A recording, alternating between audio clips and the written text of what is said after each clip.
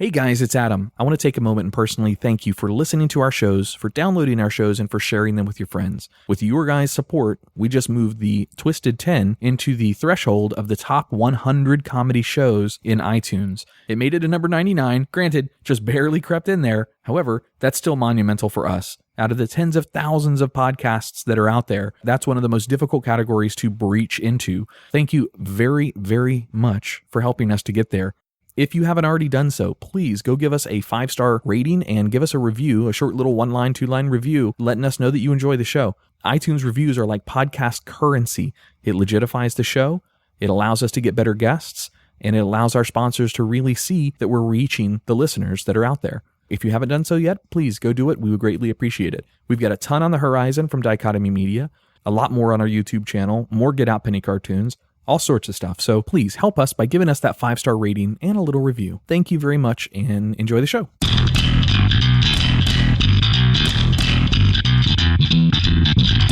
You're listening to Living Podcariously, bringing you real men's perspectives, unfiltered, unapologetic, and uncensored. Recorded live in the Living Podcariously studio in world-famous Cocoa Beach, Florida.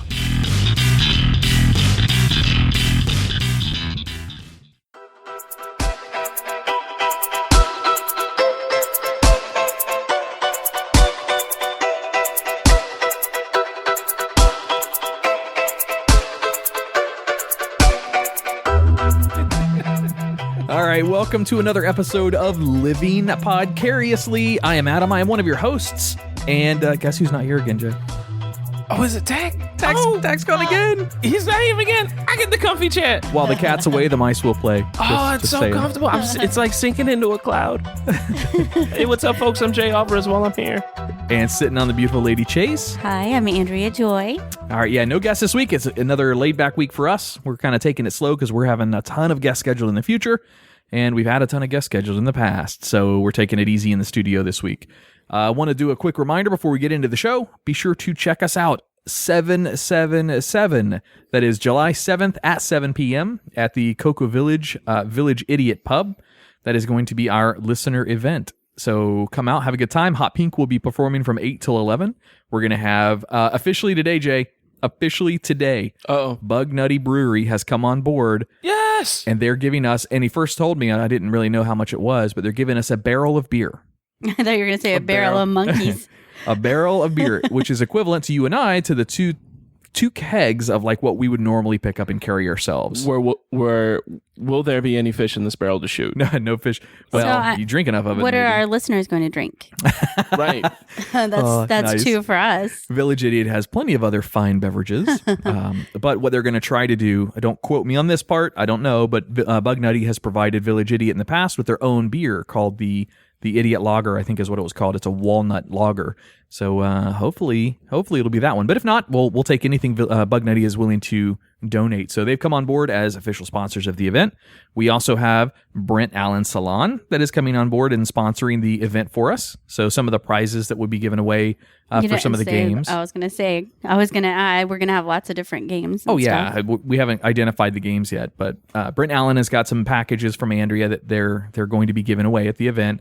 The Salty Fox out of Melbourne is going to, at O'Galley actually, is coming on board for sponsoring that event as well. They're obviously a sponsor of the show also. However, they're coming on board to sponsor that particular event too. I'm forgetting somebody. Who else? I want to win the prize that's Win a Date with Adam. Oh, here's the other thing we were going to think about giving away, Jay. Tell me what you think. So one of the games is Plinko, and we're thinking about, Village Idiot's going to give away bar tabs. I don't know what the increments or how many, but they're going to give away some bar 15 tabs. 15 cents. Yeah, right. One free shot. Yeah, we'll cover your first 3 sips. I say we put in a money pit, where you can get in and it just blows dollar bills in, but instead of dollar bills, you have IOUs written out by Lloyd Christmas and Harry Dunn from Dumb and Dumber, because those are just as good as money. I don't know if you know that. I like that. I like that idea. Fun. Here's what I'm thinking to do as well, Jay. Tell me what you think. A Velcro wall. I'd never get off that. We weren't on the same page there? No. That would be so fun. That would be fun. Hurts guys, though. Hurts your junk when you get stuck. Do it backwards. Yeah, you do it backwards. It still hurts your junk. If you do it upside down, you might be okay. Your whole body is on it. Yeah, but you get a man camel like a motherfucker. It's not comfortable. Pull like a trampoline and just like do like a somersault backflip and land on the back. Yeah. I like it. Since we host the Twisted 10 as well, since that's our in-house produced show, what do you guys think about giving away as a big prize, whoever is the name is drawn out of all the winners of whatever, I'll leave it up to Andrea to come up with how we draw this, but give away an episode so somebody can come on and guest host their own episode. When? So they can come on when we have a gap in between guest hosts 5 months from now? Basically. Okay. We got to take that risk, I think. I mean, that's kind of the bread and butter behind that show is also allowing guests to come in and do it. I mean, hell, we had Xavier come up here. A listener of the show came up and did one, and he did great. He had a great episode. I don't know. What do you guys think? What if they're better than us? I feel like that's the risk now. Yeah, that's true. That's a good point.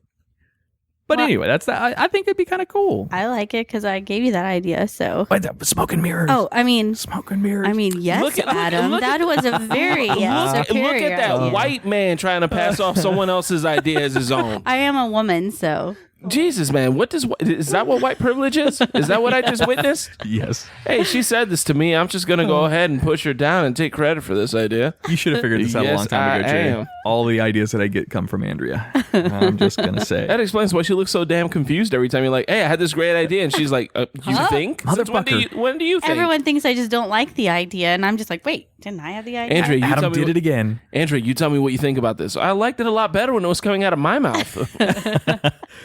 All right, but yeah, that's again. Just look for us July 7th, Village Idiot Pub in Cocoa Village, downtown historic Cocoa Village. At 7 p.m. is when it starts. Hot Pink's at 8, and they'll be playing until 11. So that's at 7 o'clock on the 7th of July in 2017. in 2017. I like it. You got it. 777 must be a holy event. All the holes and all the drinks. Yeah, we should have, by the way, before the event starts, we're probably going to have some pre-order options. The 2 kegs of beer that have been donated from Bug Nutty, as well as potentially another sponsor that's going to come on board from the Burn It Down podcast to donate some beer for our listeners as well, to be named in the future. Whether or not they do it or not, that's their call. We're going to sell mugs for $10 a piece. I think is fair. It's a little plastic mug with our logo on it. I said little. It's typical size, 14, 16 ounce, something like that. Anyone who buys those or who gets to drink free out of those kegs. Isn't your typical beer glass like 36 ounces? My typical beer glasses, yes. I drink out of Steins. Yeah, they're giant. But so I should bring my stuff. Oh, another thing you forgot to mention. Come dressed your best. Your best to get lucky. Dressed that's to the right. nines. Yeah, the theme of the event is come get lucky at the idiot. So Whatever you wear to get lucky. There will not be. Well, let me not say there won't be prostitutes. We won't organize prostitutes being there. But they are more than welcome. Yeah, no, I don't want to rule it out. I mean, they might be. It's Cocoa Village. I mean, Backpage.com. There could be strippers too. Yeah, Backpage.com is not a sponsor of Living Podcariously. Yeah. We're not organizing it, but yeah, I mean, come on, guys. Maybe everyone will get lucky. Who knows? I did mention Smoke and Mirrors earlier. There's another podcast that I just guested on that also does Smoke and Mirrors without the mirrors part. I just went on the Burn It Down show. I listened to that episode. Yeah, did you like it? He told everyone we were swingers. No, Nice. I alluded to it. I didn't say that we were. Dabs K loves himself some redheads. So I'm just saying. I guess I'm going to go swing at his house. I just want to know if it's a rope swing, a tire swing, or a swing set. Is that why there's a fishbowl full of keys? Yeah, at the front door here. I it. always wonder what that was about. But yeah, so I went over there. Check out the Burn It Down podcast. Jay Flo, Dabs K, Computer, awesome hosts. Had a fucking blast of a time. They've got some amazing guests. Like what the hell is Angel listening to? Angel out of WTKS over in Orlando. He'll be on next week. They've had Tuttle. They've had just some fucking phenomenal guests. So check out the Burn It Down show, episode 51. I'll link it in the show notes of this one as well. Man, I've been on a run, Jay, of podcasts, though. I was also just on with Adam Sakura and Jake. They came over here, I don't know, maybe 2 months ago and sat in on a recording with us. They run the Smoke Break Talk Show. I did that this past week as well. Had a fucking blast over there. I'm starting to understand that podcasters and pot are synonymous with each other. I don't I don't understand what this is all about. Yeah, apparently it's an industry thing. Who knew? Apparently the original phrase was podcasting. Podcasters, yes, agreed. I was also on another one, and I've done just a lot. This is time for you guys to take over on these guestings on some of these shows. I did another show called Career Metis. That's actually through the Podcast Discovery Center. It had nothing to do with our podcasts. It was more on what I do for IT in my career field, which was kind of cool. And then, of course, Blazing Caribou Studios. You'll hear their plug in this show. I was on Trivia Geeks and Sketching Comedy. Really, really cool shows. And, Jay, they want you on Trivia Geeks. I told them how good you are at your trivia. Yeah, you need to work that. You need to pipe that down, maybe. Lorraine and I have actually been going to trivia nights. It's themed 80s, 90s, and 2000s trivia night. Yeah. We were actually at second place last week up until the halftime. And lost miserably after that. Oh yeah, no, the questions got so much harder. Where do you go for trivia? It's downtown Melbourne, Iron Oak Post every Wednesday night. It is a Trivia Nation event.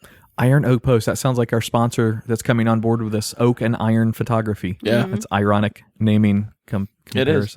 But I've been guessing on a podcast too. Actually, Nice. I just guessed it on Christopher Neil Walker's. Yes, I'm subscribed to his shows. Yeah, I haven't refreshed it. Here's yet. what's wrong with you. He's going to be releasing. He only releases, instead of every week, he releases seasons at a time. So I'm on his second season, which should be starting released sometime in June, I think he said. Nice. Yeah, I've been trying to work with him to get him over here, plus some of the other podcasts. There's a lot of podcasters that listen to us, and we also listen to their shows as well. Mm-hmm. It's an interesting community here in Central Florida. Well, I feel like I should say, I was on a podcast too. It's called the Pussy Podcast. And no, it didn't happen. But it's a good name for a girl podcast. Sure. I'd be surprised if that name isn't already taken. That is a pretty good name. My mom wanted me to open a liquor store and call it Pussy's Liquor. I like that. Oh, I like that a lot. Sketching Comedy, Jay, you would probably like too. They do drawings and they create pieces of work while the show is going on, and at the same time they're talking about some random inspiring some random inspiring artist that has done work in comic books or what have you in the past. It's a pretty cool show. Inspiring or aspiring? Both. Okay. Both of them. Like we were talking, I'm going to, of course, fumble on the name now. I don't remember who we were talking about. What he was the inspiration behind things like Conan. Okay. I don't remember the guy's name, but that was what was on during the episode I sat in on. But yeah, so that kind of covers our plugs we need to get out of the way. Oak and Iron, by the way, is going to give us professional photography for our event on the 7th of July. So we better look good.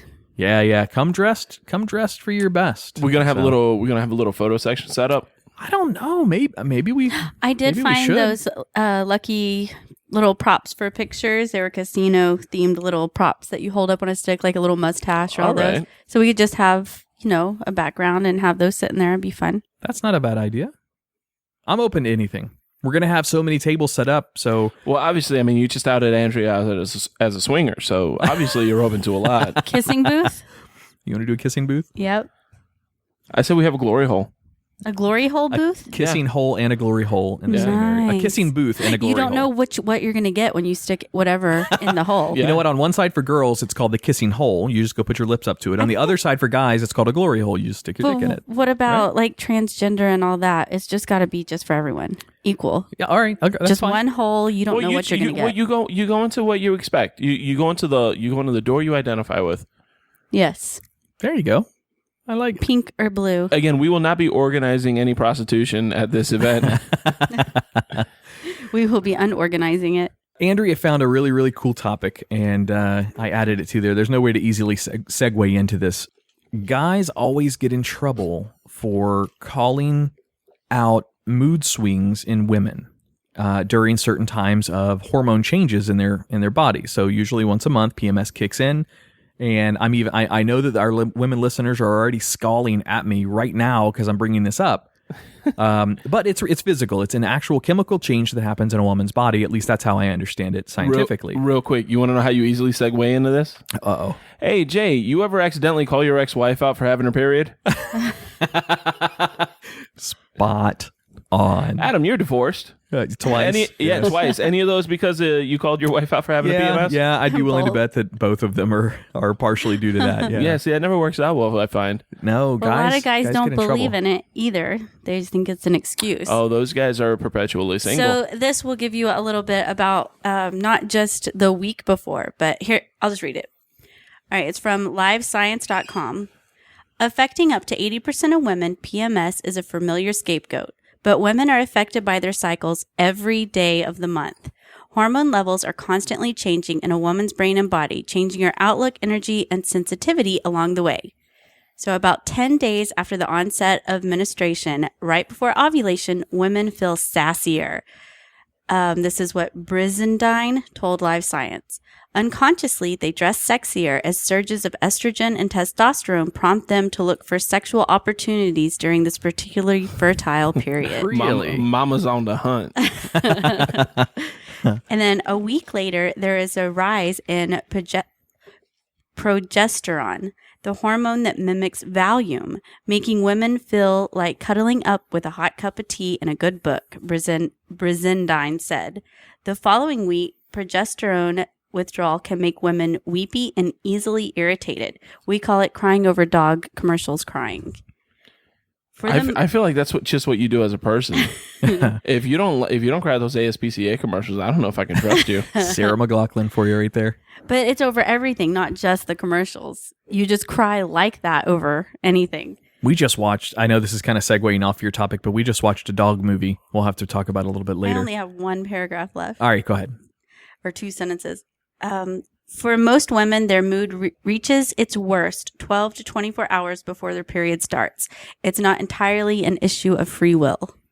Interesting. So that's the month for a woman. Science. They're sexy, then they're all cuddly and cozy, then they start getting all cry and weepy, and then they turn into a bitch. That's interesting. Right before ovulation is when they really get their, they feel their, what did your article say? They're subconsciously dressing sexier and looking for sexual opportunities.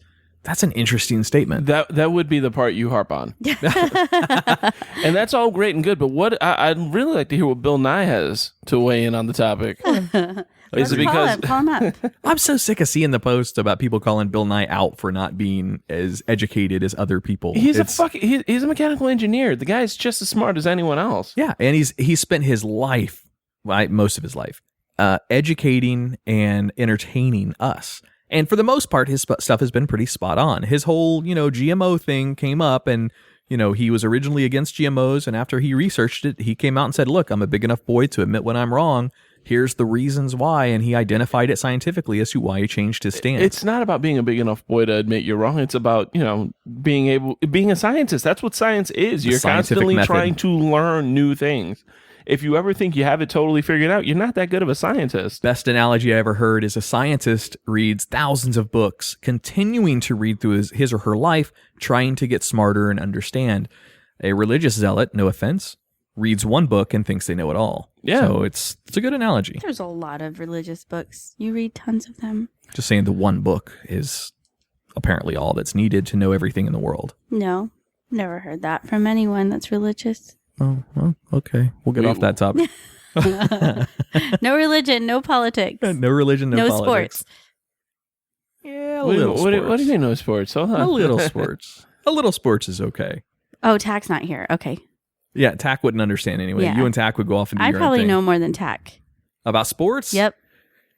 Yeah. There's football, basketball, golf, baseball. Is racing a sport? Is NASCAR a sport? No. Not if cheerleading can't be a sport. I feel like if it started off as a way to run from the police, it's probably not a sport. Nice. A little bit of NASCAR history for you folks. But I think we've just proven Andrea's right about her science topic about women and their cycles. And there's real science behind it. So now you're going to know how far she is in her cycle by what she's based doing. on her moods. Yeah. You want to take a hot bath with candles? Oh. Oh, yeah, you're about halfway through. Got another week. Basically, just before ovulation, you bend at the hips more than you bend at the knees. I'm just saying. Way sexier. Yeah, that's how you tell where she is, guys. You drop a pencil and ask her to pick it up. If she bends from the knees, you're fine. Yes. If she starts bending from the waist, you got a week. Spot on. Start looking for that hotel room. All right, well, let's take a break in studio in here, take a listen to a couple of our show sponsors. Again, you'll see us with our sponsors out at Village Idiot, and that's kind of the cool thing. We want sponsors that we can get involved with in doing things like this Village Idiot pub event on the 7th. So all of our sponsors are going to be out there helping us and supporting the show and supporting the event.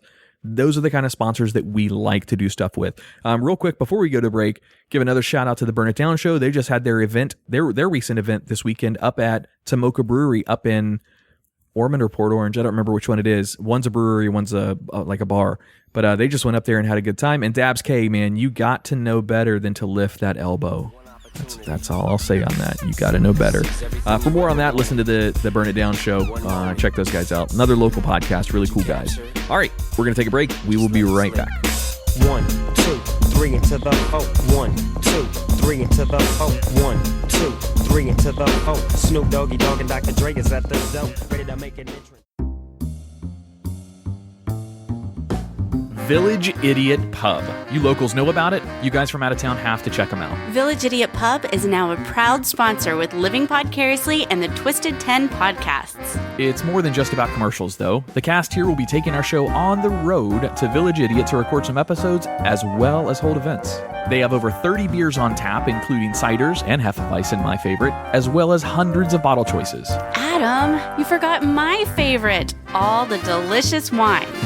So get your friends together and enjoy the board games, puzzles, and the giant Jenga. Let the owner, Jason, as well as the rest of the staff there, take excellent care of your beer drinking needs. Mention either one of our shows to the staff and get 10% off your tab. Tuesday is open mic, Wednesday is trivia, Thursday is karaoke, Friday and Saturday night are live music.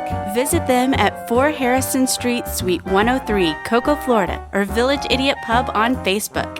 And don't forget, they are a dog-friendly location, so bring your friends, family, and fur babies.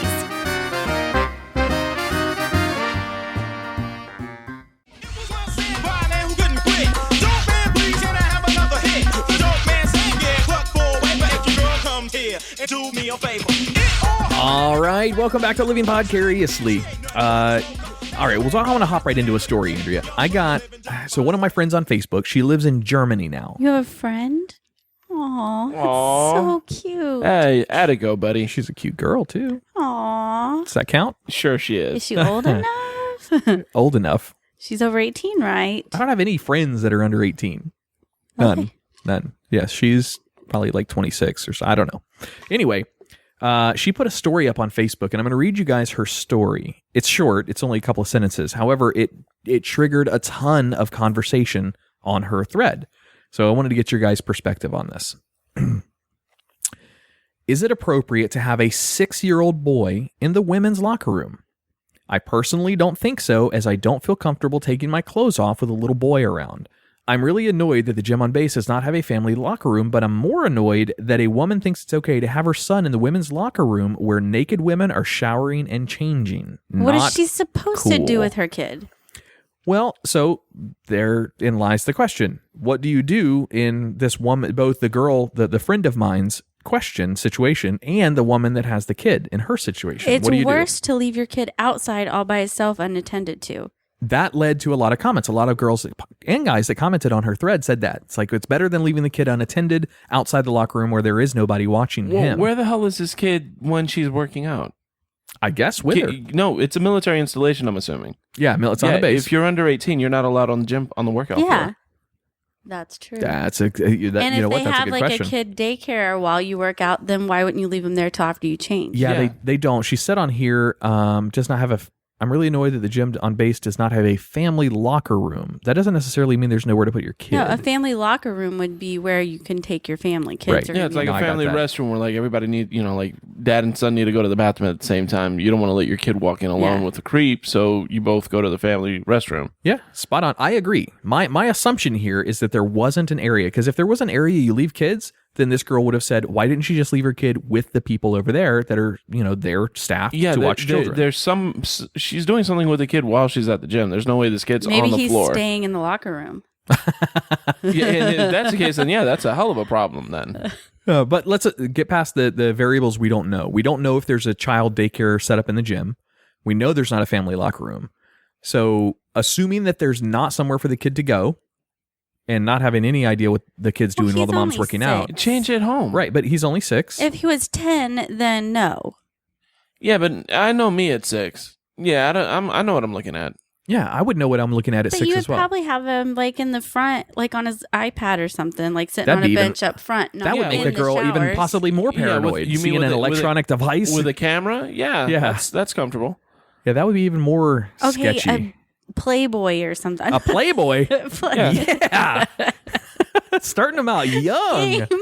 Game Boy. Man, this hole is pretty deep, dude. We know where her mind was going, huh? A coloring book. How about that? Why isn't she just changing at home? Which one, the mother or the friend? Just go home. The mother? You don't need to bring your 6-year-old into the locker room. If you have your 6-year-old and you absolutely cannot do anything, then change at home. You don't have to use the locker room. Because if you have your kid with you, you're obviously not in a rush anywhere else. That's true. It's not like, you're working up before work. Well, then what the fuck is your kid doing with you? Let's change it up a little bit. Make this a little, because this is the question I posed back to her and her group of friends. I proposed, flip the roles.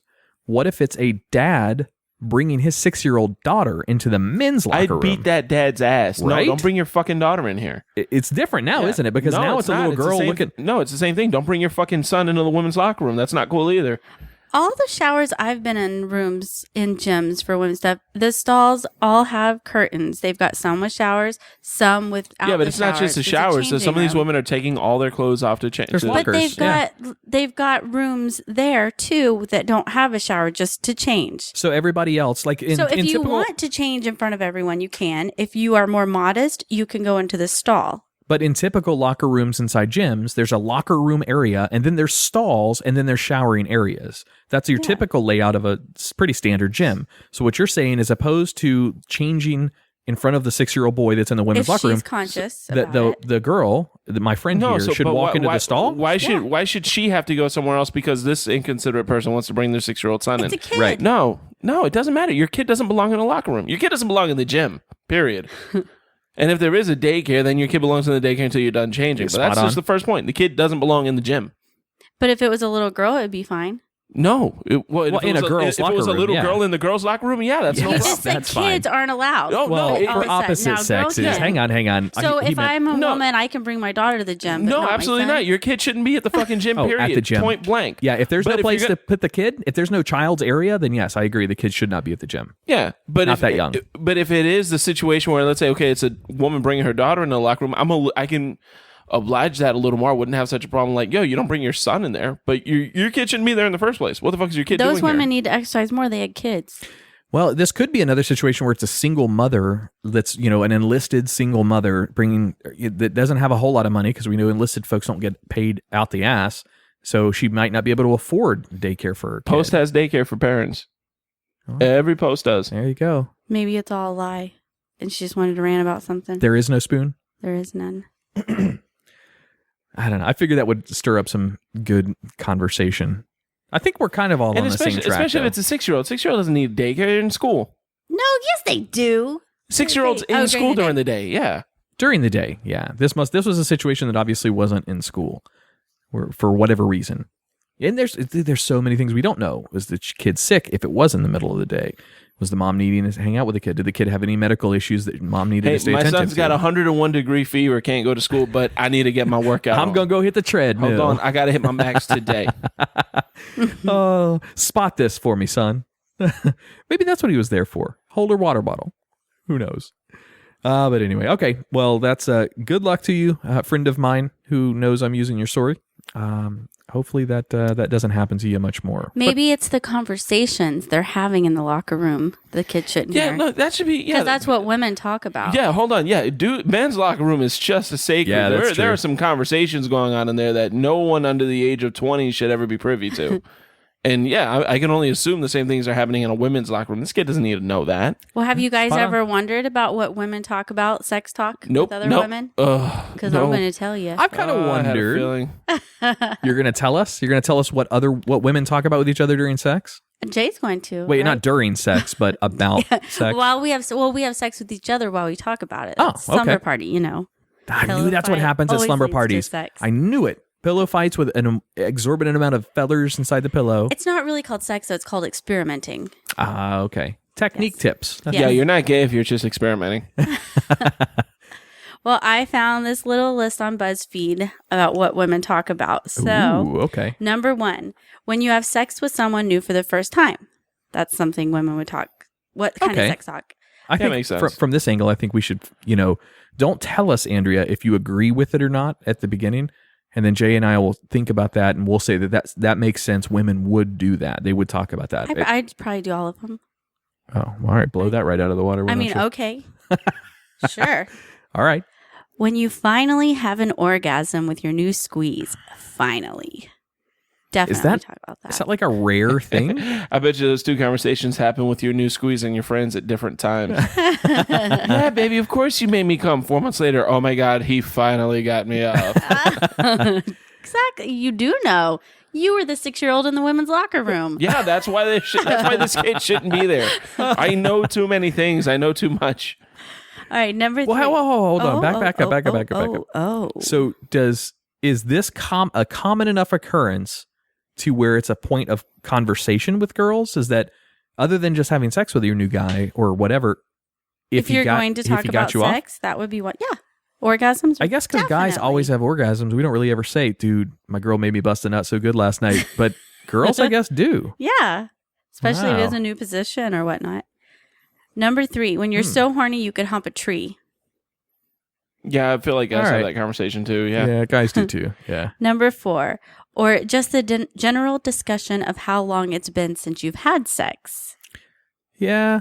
All right. I can see that one as well. Yeah. Do guys talk about that too? That would be a better way No, if guys because- also do it. Yes and no. The thing is, we never admit how long it's really been. Like, yeah, I'm a guy. Like, oh no, I haven't been 3 years. No, bro, I got laid last night, bro. Guys, You know? guys have a bravado that they have to Yeah. maintain.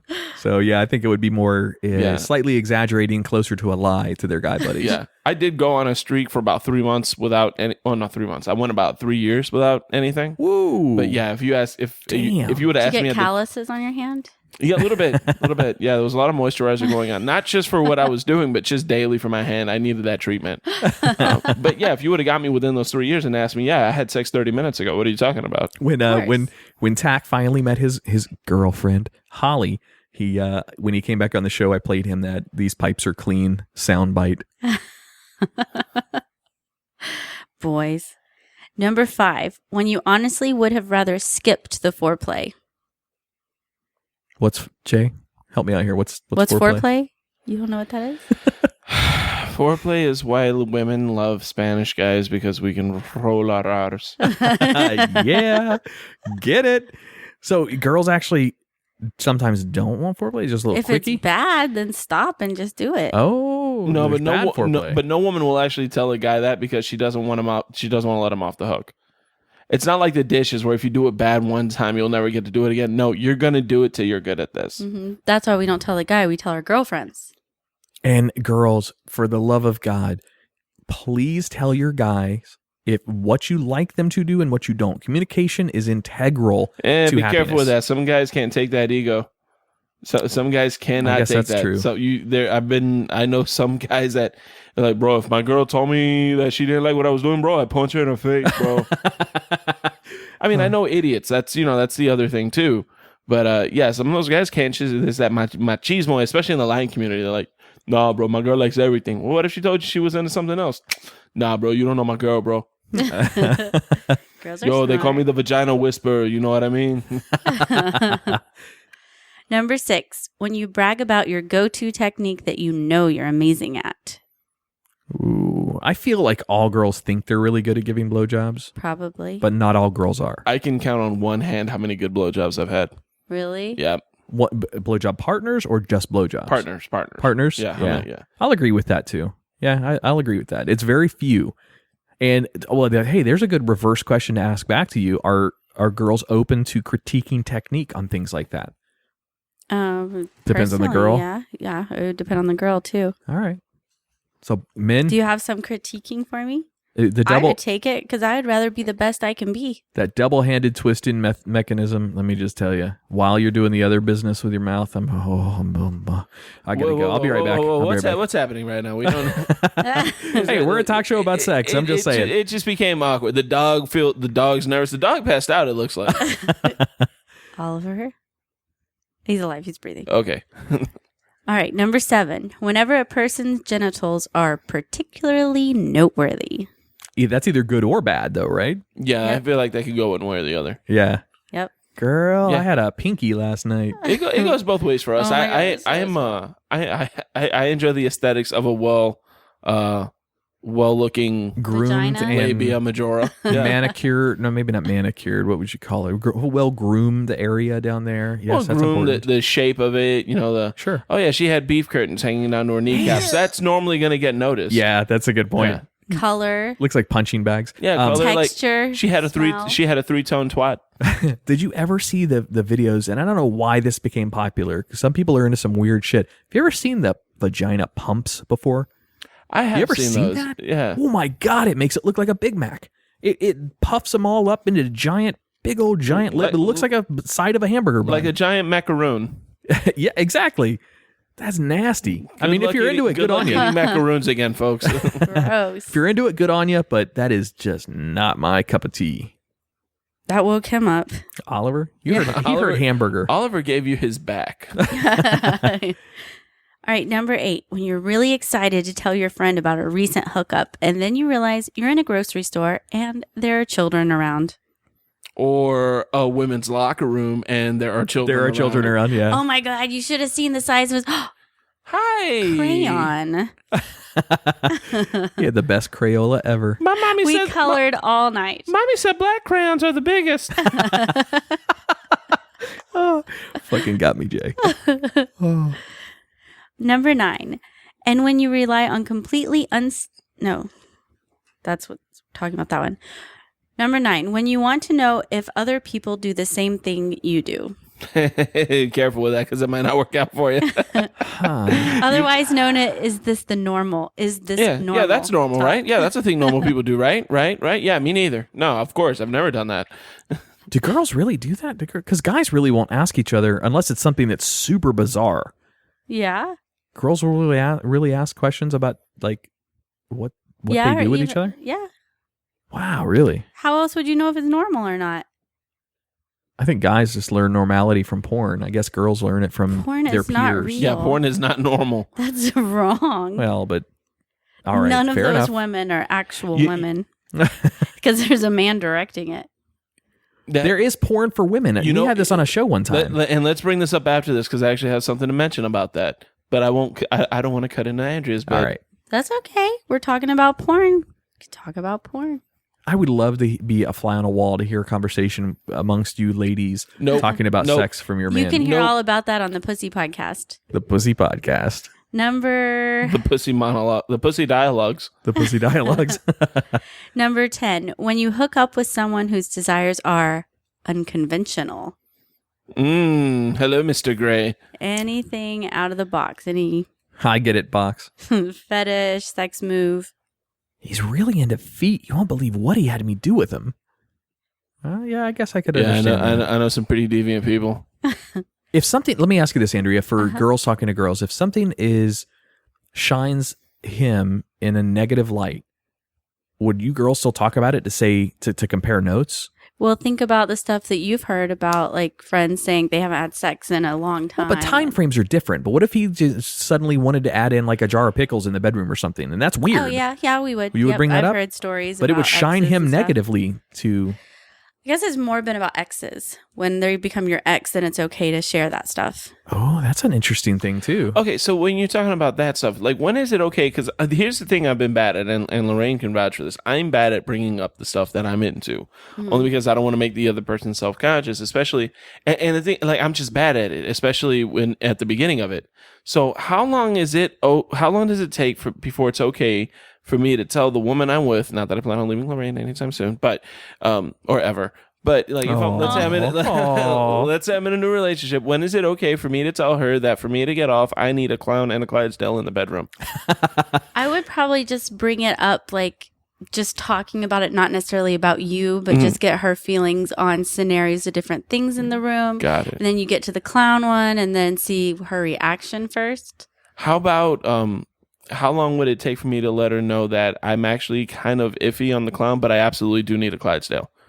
Like, it could be a cardboard cutout of the clown from Pennywise, and I'm fine with that. But if that horse isn't real in the room, then I just can't get it. You'll lose it? Yeah. I would say the sooner the better. At least to answer 3 you days.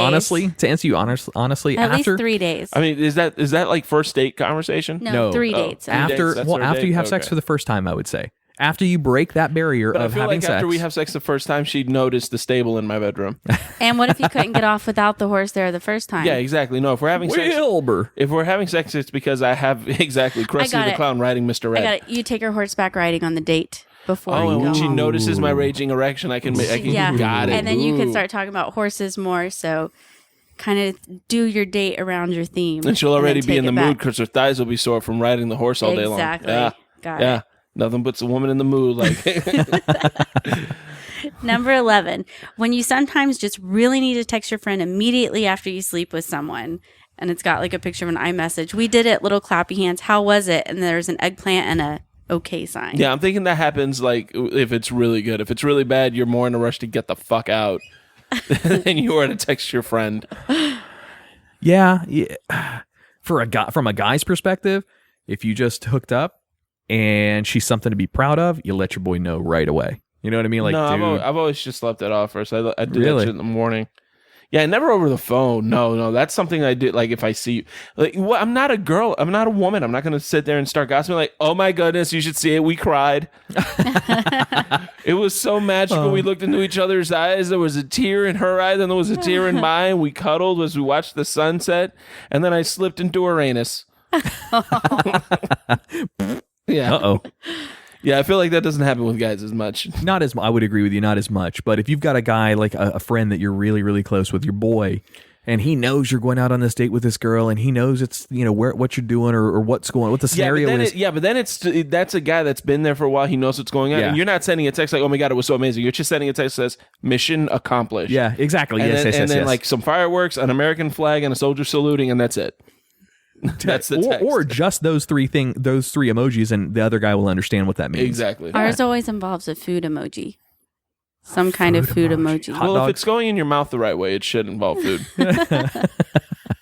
Nothing's more intimate than cooking with your partner That's true. Besides using the food. or making pottery, Something else. apparently, but only if they're about to die. Yes, Yeah. that's Yeah. true. And if you know Whoopi Goldberg. All right, the next one. When you have thoughts about anal.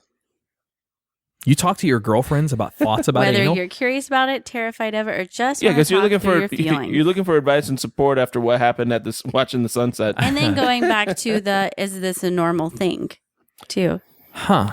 All yeah, right. we were watching the sunset. We were crying, and then he slipped into my anus. I don't know how I feel about that. Is that normal? Is that okay? Wow. All right. I mean, I don't have anywhere to compare that to with guys talking to guys about those types of things, but yeah. You don't talk about doing anal? Yo, how did you Not convince? really. Yo, how did you convince your girl to do it up the butt? That's how that conversation works out. Yeah. Yeah. That's Yo, probably good. your girl lets you fuck her in the ass, right? Yeah. Yo, how you convince her? Took her horseback riding. There are Took her horse- I took her to the mountaintop and we watched the sunset. There are three Cried. types of guys in my experience: guys that have done anal, guys that haven't, and then the guys that want to, but their girls won't let them. So those three types are pretty much it. And then the guys that want to, but their girls haven't let them, are the ones that ask those questions. The guys who do it, they don't really talk about it. Not that I've seen. Nope. The guys don't ever say anything to each other about it. I mean, if it ever comes up in conversation, like you like anal sex or regular sex, and the guys are like, Oh, it's I'll all right. get to work and be like, dang, my ass hurts so bad today. You girls And will? Jeremy will be like, me too. Oh my god! Happens all the time. All right. That's what we were talking about on the island. All right. When you're trying to get pregnant, whether or not you were ovulating. I thought you were going to say whether or not he's aware. All right. And when you're not trying to get pregnant, how paranoid you are about the possibility of already being pregnant. Yep. Yeah, that I can see too. Whenever anything interesting happened after sex.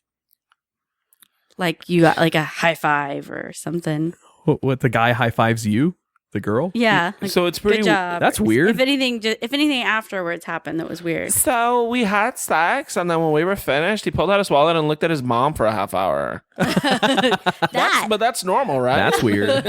That's strange. Because I had just let him do it in the butt. So It was weird. We were watching the sunset. We were crying. He slept into my anal cavity, and then he looked at his mom for a half hour. and then pet the horse that had been watching us. Oh, the horse is there. I think he's the one. All right. That casual discussion of all the pros and cons of your chosen pubic hair situation. Repeat that again. The casual discussion of all the pros and cons of your chosen pubic hair situation. All right. Whether you wax, shave, laser trim, or let it grow, it's probably come up at least once. Yep. Yeah, I feel like I could picture how those conversations go. Yeah. Girls Oh my are god, way do you more. shave all the way? I know if he needs for me to look like a 12-year-old, then he needs to go somewhere else. But I do like a little landing strip. It's kind of cute, and then it kind of points exactly to where I should go. It gives him a little guidance. Girls, don't think it's about looking like a 12-year-old. It's all about what gets in our mouth. Just saying. Also, it's just what's comfortable and easier. It's kind of For harder to Valentine's- try to shape something. For Valentine's Day, like for all of January, I just let it go. So that way for Valentine's Day, I quaff it into a little heart. Mine would be a red heart. Aw. How cute. Yours would be a red hot. I want mine to be Cupid with like the arrow. Red hot. What are you like, from pointing- Boston? Mine's going to be Cupid riding on a unicorn over a rainbow shooting heart arrows. Crying into a sunset. As Wow. she All out of says. my pube hair. That would be impressive. That'd be a lot of pube hair. That'd be a lot. She I'll take takes her my pants off and it's a Salvador Dali painting. That would be impressive, I think. Yo, I made the mistake when I first, because I groom downstairs. I take care of myself. We've And had this conversation a few episodes ago, I feel like. Yeah, we did. But when I was first starting to learn how to manicure myself or manscape myself, I just shaved everything, 100% of it gone, to the skin, gone. And when my significant other at the time saw said shaved area, she kind of giggled. Well, it's because if a man shaves everything off down there, and I'm kind of a hairy guy when it comes to like legs and my stomach and chest and stuff like that too. So you know what I'm packing down there for as far as hair. If that's all gone and then your legs have a little bit of hair and your belly has some hair, you look ridiculous. So it has to be well groomed, not just completely fucking barren desert of hair down there. It has to be, for a man, it has to be well groomed. So one of the things that's funny, and I got to give it up to Gillette because they are the best man could get. They actually have instructional videos on trimming and shaving your pubic hair. No shit. Manscaping tips. They are up. Manscaping tits. I like it. Manscaping tits. Yeah, what you do is you really want to make sure they're symmetrical, all right? You hold the nipple up away and then you pull the hair to the side. And you want to mind the areolae. Always mind the areolae. I think we should add this in so people can just click on it from our Facebook or whatever. This Gillette commercial on Yes. how to... Yeah. Oh yeah, I got it. we should just add it You want to in. pull it up? I got it up on YouTube. When we're We'll done, put it send me in. the link. Do you want me to play it here on the show? Let's play it on. Here, hang on. Let's see why we can't. No, let me get you the cord. All right, so you ready? Yep. Yeah, let's All play right, it. let's play this thing. Taking care of the hair down there certainly has its benefits. You might like the say when Incredible there's Hulk. no underbrush, the tree looks taller. Is he going to have a green Before you penis? start, think about the unique topographical features under your hood. With the right tools, like a Gillette Fusion Power, and some common sense, you'll avoid putting your equipment at risk. First things first. I love that it's censored. Lather up with some shave gel. And It's ensure a you're cartoon using a with fresh blade. censoring bars. Pull your That's funny. skin taut and as flat as possible. Don't exert pressure. Let the razor do the work. Use short, light strokes to minimize nicks, cuts, and scratches. Rinse often to keep the blade clear. Once satisfied, rinse off, pat dry, and apply a moisturizer to keep the area hydrated and minimize itching. That's a lot of There you have moisturizer. it. Trimming the bush to make the tree look taller. Now go ahead, be adventurous and have some fun. Trimming the bush to make the tree look Armpits and taller. chest. Do guys cut their armpit hairs? No. Well, I know. You know, most of the guys I do are Haitian. I don't know if that's a cultural thing there. I have trimmed mine. When mine gets so long that you see it sticking out the front, I'm just saying that's too long. I'll trim it down. All right. Is that all of your list? Nope. Okay. When you humble brag about the UTI you got from all the marathon sex you had last weekend. That's a humble Totally brag. happens all the time. Well, a girl can get a UTI from one 5-minute quickie. Also, it's not. I mean, there's techniques. As long as you pee after, Right. you're good. Yeah. But if you have marathon sex over the weekend, you're probably going to get a UTI. It's just going to happen. It has nothing to do with UTI. It's you bragging about marathon sex, right? That's really what the bragging's about. Well, yeah, that's why it's a humble brag. You're bringing up the UTI like, oh my God, I got a UTI. Why'd you get a UTI? Oh my God, girl, let me tell you about this weekend. But UTIs hurt. Nice. That's how hurt. you segue. Okay. When your body did something weird and you're wondering if you should call your gyno or therapist. All right. Yeah, like miss a period. Whenever something embarrassing happens, so mortifying, it would be a sin not to tell someone. Oh my God, girl, I shit on this guy last week by I accident. wonder how many times that girl has told the story about her almost sharding on me. And the last Is this one, when your boxers were? When did? No, I told that story on the podcast Yeah. a few Last episodes week? ago. last week. Yeah. Yeah. Yeah, I remember that. All right. If the sex was bad, like really bad. Yeah, but that happens on the way home, not right away, right? Oh, yeah. Yeah. No, that's right away when you're on your way home. Yeah, but not right there. Like as he's like, "Oh God, girl, you were great," and you're texting like, "Oh my God." If it was that bad, then yeah. Maybe during it, while you're just bent over taking it. Oh my God, this guy is never finishing. All right. Actually, I've done that before. I've been on my phone. Really? Not with you. I hope not. You would notice you keep my hands pretty busy. I don't know how to take that, Jay. Oh I'm not dear sure. God, why is this happening? Hey, Tack, Jay needs some help in here, buddy. It was should that be here. razor commercial. Whew, got me all bothered. So was that the end of the list? That's it. Good All right, list. So yeah, I really enjoyed that. Actually, Yeah, you had But- a topic you wanted So to bring up. so the porn thing. If you go on Netflix, and this is going to tie into the other thing I'm doing on the side here. There is a new documentary that came out on Netflix. It is called Hot Girls Wanted Turned On. Hot Girls Wanted was a really, really good documentary that came out a couple years ago. I think it debuted at Sundance Film Festival, and it really looked into the world, into the underground world of like prostitution and the sex trade. Is what it looked into was the like black market sex trade, taking these girls out. You know, like all the sex trafficking type of sex deal? trafficking. I'm sorry, that's the word I was Okay. looking for. Sex trafficking. And it, it was actually done really well. It was really, really well received as well. So they have the second one. Now it's a documentary series, and there's about 4 or 6 episodes. And it goes into like different aspects of the porn industry, especially the porn industry today. And Really? the first episode is women in the industry, whether they're directing, especially directing actually. And it was actually really, really interesting to see the role that women are taking in porn and creating porn and the different kind of porn that they're creating, like, these women directors are. It was actually really good. And then you kind of see the struggle behind it too, because no one pays for porn anymore. So all this theatrical stuff that, used to get in, like with the spoof movies that they used to make and everything, it's really kind of a dying art form, because those are porn, those are pornos that you make to charge for, and everybody goes on either Pornhub or RedTube or, PornTube. Like you have all these websites where it's free. It's a dying market to make them, and you see these women struggling to keep themselves relevant in an industry. It's really cool. Do you think it's just an ebb and flow type of thing where it's dying now, but in a couple more years it'll come back? It'll begin to ebb again. You can't beat free. It's Yeah, I hard to guess that's come true. back Getting when paid. there's so much available for free. You know what I mean? That is hard. So to what come they're back starting from. to do is just whittle down the industry into the top stars, just like Hollywood, where you've got your top paid celebrities that get paid for their movies. Well, what and it that's is, what they're hiring what it is now is that it's evolving. The porn industry is evolving. Now it's less actual like filmed porn and situational things, and webcam is really the big new thing now, which is basically an evolution of the hotlines, the old 876-900 numbers. Yeah, I used to do that with my grandma all the time. Yeah, exactly. Yeah, see, some of it's a pastime. You Maybe used to that's do- why there's little girls. Maybe that's why the kids in the locker room. You used to do porn with your grandma? No, That's we weird. would call the 1-800 numbers. We would make up whatever kind of words we could that would fit into 7 letters and call them. Nice. Yeah, and so now you have webcamming, where it's, instead of paying so much a minute on your phone bill to talk to these girls, now you put your credit card information and you just take these girls, either you take them private, or there's some where you just donate tokens and they'll flash or something. See, we talked about doing that. I got into back when I was single. I got into what is it called? Periscope. And Periscope is not porn at all. Has nothing to do with porn. Yeah, However, it got bought out by Facebook, didn't it? I don't know. That would make sense. Yeah, I think that's when Facebook Live started. Huh. That would make a lot of sense.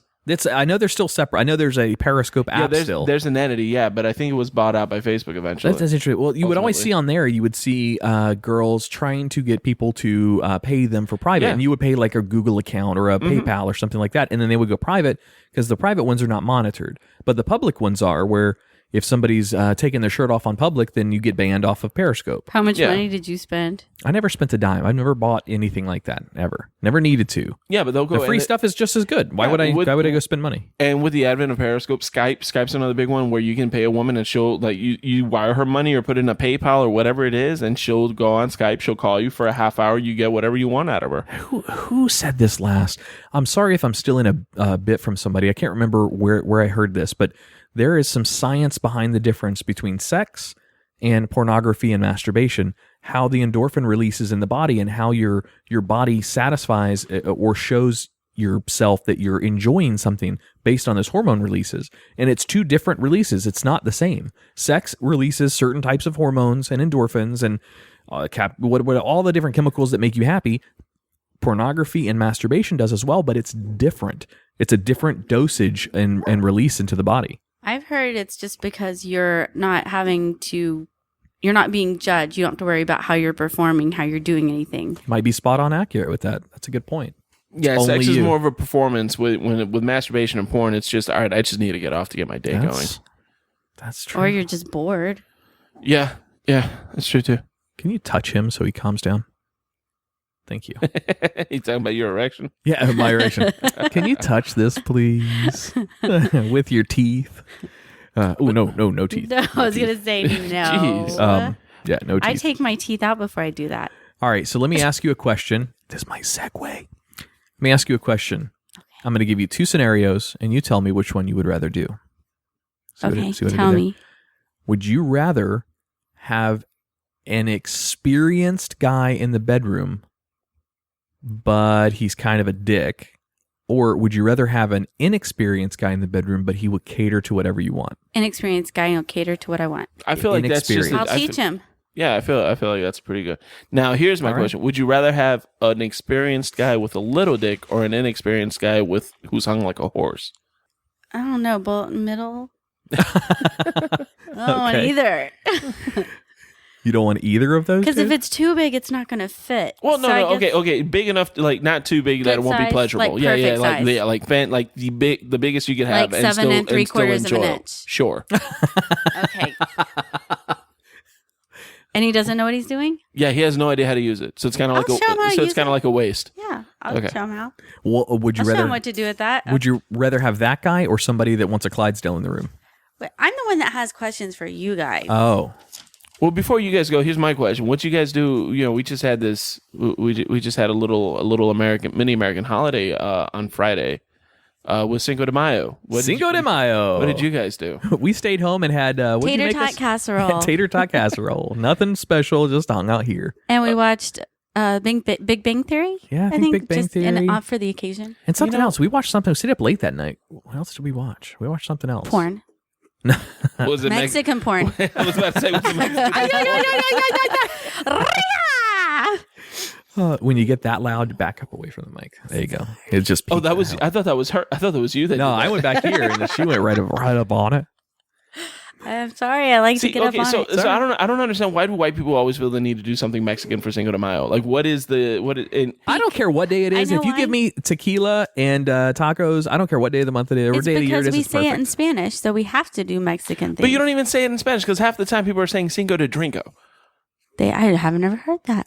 Oh. All right. Yay. Well, it's just another excuse for Americans to drink. Don't start doing it. I liked you because you didn't know what it was. It could be 20 de diciembre. I don't care. I'm going to enjoy tacos. It doesn't matter to me what day of the year it is. Cinco de Mayo. Nobody really knows what Cinco de Mayo is about anyway. No one does. And that's why. And that's what brings me to this week. Stop the Shenaniganry!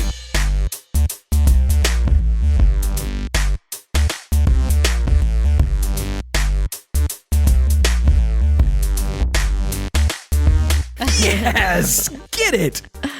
What the fuck is it? Why does everyone think that Cinco de Mayo is a day to to dress like a Mexican is always my biggest problem. All right, I always say, especially like when you go to jobs, there's a lot of jobs that like to have this whole dress like a Mexican day. I got in trouble because at one job I had many years ago, I went to work, it was Cinco de Mayo, and they were like, dress like a Mexican day. Now this is a business casual job, so you typically wore like slacks and button up dress shirts and dress shoes.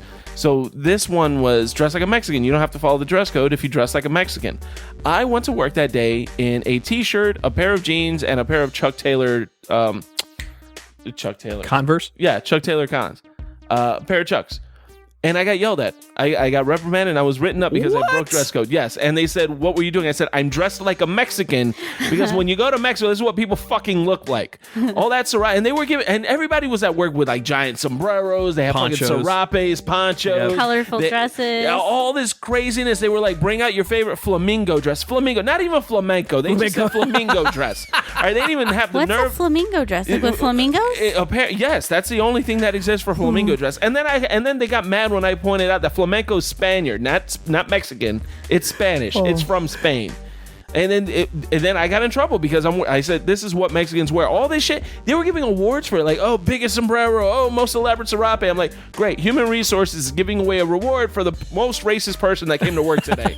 That's all that's happening. Yes. All right. It has nothing to do. And everyone's like, oh, it's Mexican's Independence Day. No, it fucking isn't. Here's what Cinco de Mayo is. We won't go too deep because I know the listeners don't give a shit. They're probably still hungover from I bet most of the listeners are intrigued to find out what this really means. So what it is, the Mexicans were fighting the French. All right.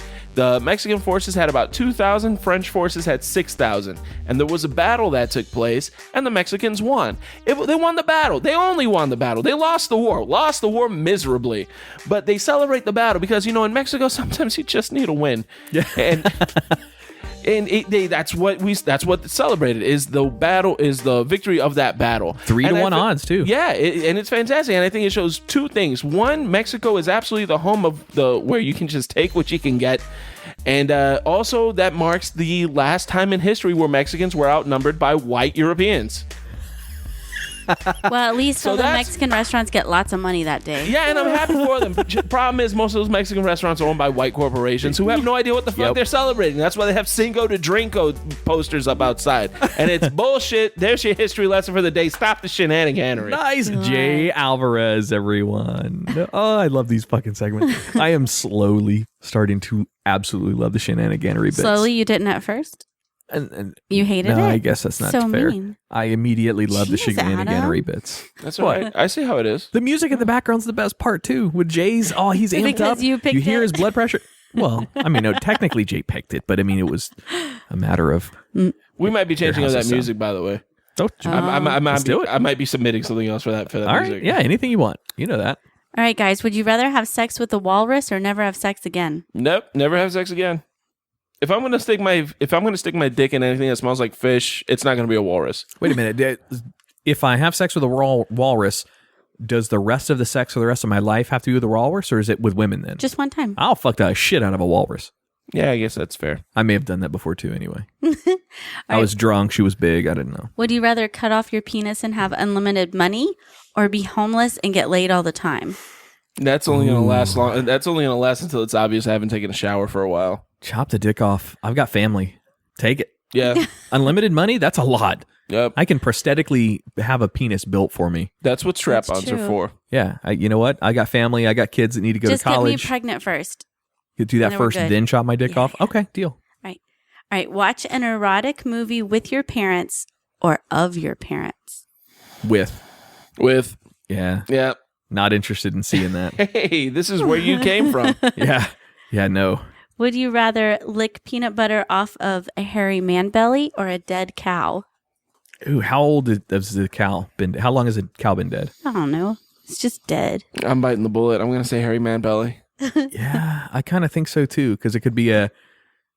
I don't have to lick it all off. I can just lick the top layer. I wonder if the dead cow is just a steak. What if the hairy man belly is the dead cow? Like, how is that not the same thing? I'm going hairy man belly. All right.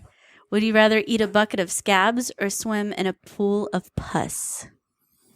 Oh, god damn. Where the fuck is this coming from? Jesus Christ. My brain. What is wrong with you? An entire bucket? A whole bucket. You couldn't digest that. Like How far do I have to How swim? about like a sandcastle bucket? How far do I have to swim in this bus? I don't know. Head under or head above water? Oh, head staying above water. That's the point of swimming. If you put your head under, it's diving now. So it's head up. I think I'd swim. Swim in the bus? I'd swim. Yeah. All right. Would you rather have sex with the ugliest, smelliest, fattest girl you've ever seen, or have sex with the hottest supermodel ever, but she has a penis? God damn. It wouldn't be a she at that point. It would be a he. Yeah, that's just gay sex at that point. So is it the best transgender or not transgender? Best, what do you call a woman that has a penis? A man. No. What do you call a... There are no chicks with It's still a dicks. It's guys with supermodel. tits. Exactly. So she looks She's a female, supermodel. but she's got a penis. Yeah. This is the Man, tough can I one. pass on this one? Jesus Yeah. Christ. Can I just stay celibate for the rest of my life? I'm going back to the question where I chopped off my dick already, so I don't have to do either. Where's the walrus? Can I fuck the walrus again? Cuckoo, ka-choo. Cuckoo, ka-choo. Yes. All right. Would you rather have an 8-inch dick and last 5 minutes, or a 4-inch dick and last 30 minutes? Ooh, I'm saying 5 minutes is a good amount of time. I'm just saying. If you need more than 5 minutes with an 8-inch dick, I don't think it's going to work out anyway. I guess I would go 4-inch for 30 minutes because I could give two shits about that as long as she's happy. You know what I mean? I feel Guess like it could be thick. I feel like I would set a timer, and at 4:30 I go out and go oral for a little while, just to kind of There you calm go. myself down. Just stop. Yeah, just stop for a little bit, I don't know. and then go back. After a little bit, go back for another 4.5 minutes. That's a hard one. I think I would probably go 4 inches for 30 minutes. That sucks. Why? 30 minutes is forever. You'd be raw. Oh, with the implication there is that 30 minutes is the more desirable time than 5 minutes. That's the To a implication. guy, I don't know why guys always want the longer times. Oh. It goes raw after a while. Well, if you're telling me that 30 minutes is not good, then okay. You don't then need to 8 go inch for for 5 30 minutes. I mean, minutes. there's marathon sessions every now and then that are good, but yeah, I'm the same way. If it's going on longer than 3 minutes, we're just kind of looking at each other. It's weird. What's You going know, on? 15 minutes altogether is plenty, and that Yeah. includes foreplay. All right. I mean, foreplay could last 30 minutes if you wanted it to. Give me that 8-inch All right. hog then. So, eat a diarrhea-dipped banana Oh, God. or a sperm-filled Twinkie. Oh. What the fuck is wrong with you? Diarrhea could actually get you sick. So from a medical... It's called hepatitis A. yeah, from a medical perspective, I'd It's rather your go... own diarrhea. I'd rather go sperm-filled Twinkie. Just Oh. because of medical reasons only. I picked that one too. Nah, just And I rub like- in my mouth a little bit. And I I eat like the sperm taste. anyway, so- I enjoy the taste. No, I'm just kidding. Ugh. That's for you, Jay. Yeah, no, I'm passing. Jay's getting the Twinkie. All right. Would you rather give up cheese or oral sex? Ooh. Giving or receiving oral sex? I don't In know. general. I like cheese. I know, cheese is pretty good. This is I difficult. know. Cheese goes on a lot. Ugh. Cheese is so good. Oh, man. You can't look up your answer on the No, phone. no, I'm not. I got a text while we were talking, so I wanted Oh. to see who it was. Okay, sorry, that was work. Whose work? What's she wearing? Who the So fuck- that means like no Who lasagna, the fuck is Amber Alert? no cheese pizza, No pizza, no cheese in your salad, no No, cheese on just your cheese. sandwich. I'm giving No- up. I'm giving up oral sex. Yeah, I'm gonna have to give up oral sex. Yeah, Cheese is better than oral sex. for the longevity. Yeah, it is. Last one. Would you rather have sex with a goat and no one would know, or not have sex with a goat but have everyone think you did? I don't care what people think. I'm Yeah, not fucking a goat. I'm not fucking a goat. Yeah, that's fine. Hey, he Think fuck- I fucked a goat. He fucked a goat. Sure. This is too easy. Yeah. Hey, Hasim, do you know what I saw you doing the other day? Stop it. Oh, wait, I have one more. You sound I made like, an attempt at a voice. You sound like Indian Lucky Charms. Would you rather take a break now or take a break now?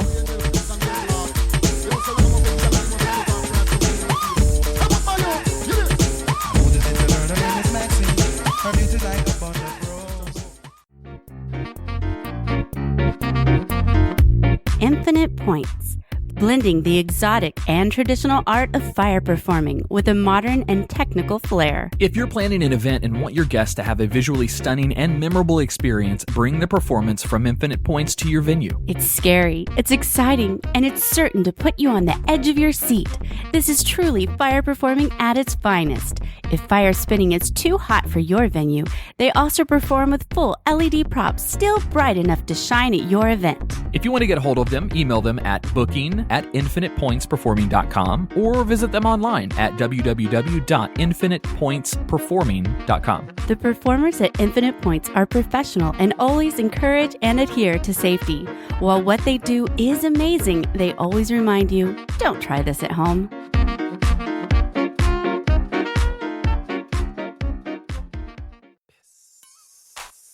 But it was 99 cents.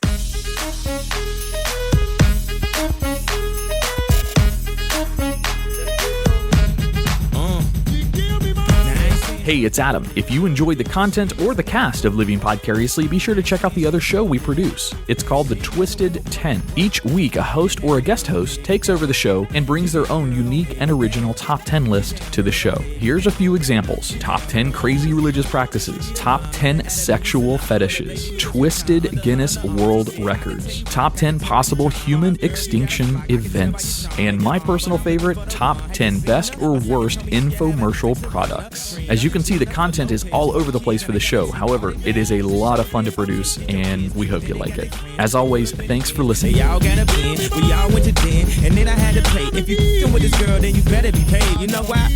Take too much to touch her. From what I heard, she got a baby. Oh, I forgot to mention something that we got from the Podcast Discovery Center. So I know that other podcasts listen to our shows, like I said earlier, and we listen to other podcast shows as well. Living Podcariously and Twisted 10 and You're 40 Now What are also members of something called Podcast Mafia, which is a group of Central Florida podcasters that kind of brainstorm together, share ideas, talk about events, stuff like that.